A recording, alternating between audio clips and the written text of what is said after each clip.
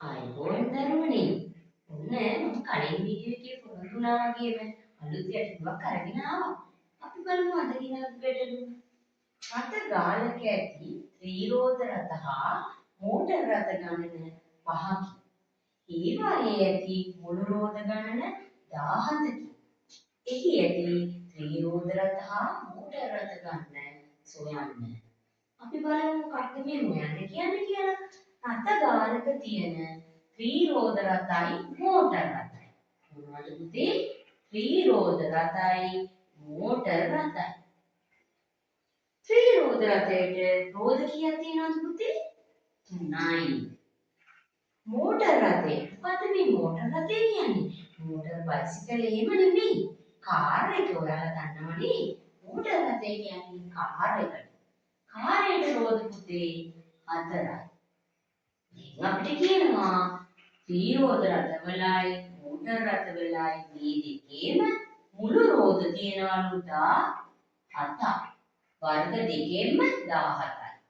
මේ වර්ග දෙකෙන්ම වාහන තියෙනවලු 5ක්. කීයද?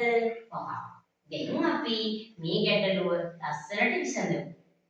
අපි ඉස්සෙල්ලාම කරන්නේ මෙන්න මේ වාහන ගානට හරියන්න බෝලය ඇඳගන්න.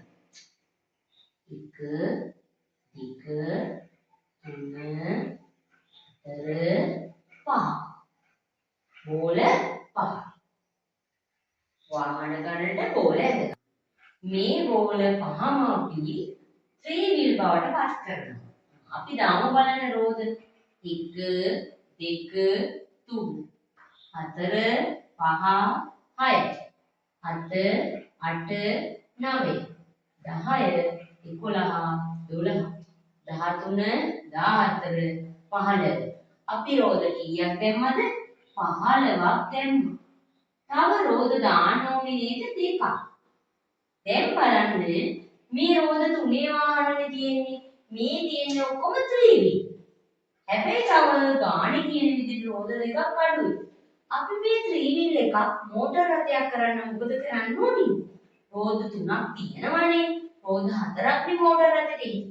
එහෙමනම් අපි තව එක රෝදයක් දාන්න ඕනේ. 15 16 17. ඉතුරු බෝල දෙක අපි මේ පළවෙනි බෝල දෙකට දානවා. දැන් බලමු රෝද 4 වාහන කීයද? රෝද 3 වාහන කීයද? රෝද 4 වාහන 2යි. ඒ කියන්නේ රෝද 4යි කියන්නේ මේව මොනවද පුතේ? මෝටර රථ. රෝද 3 වාහන 3යි කියන මේවා මොනවද? ත්‍රිරෝද රථ. දැන් අපි ගාන හරිද බලමු. මෝටර රථයට රෝද 4යි. ඒ වගේ වාහන දෙකක් තියෙනවා. ඒ කියන්නේ ඔක්කොම රෝද 8යි. ත්‍රිරෝද රථ. ත්‍රිරෝද රථයට රෝද 3යි. එක රථයකට රෝද 3යි. ඒ වගේ ත්‍රිරෝද රථ 3ක් තියෙනවා. ඒ කියන්නේ 3 වරක් 3 9යි. දැන් බලමු ගණනේ කියන විදිහට මුළු රෝද ගණන 17ක් එනවද කියලා.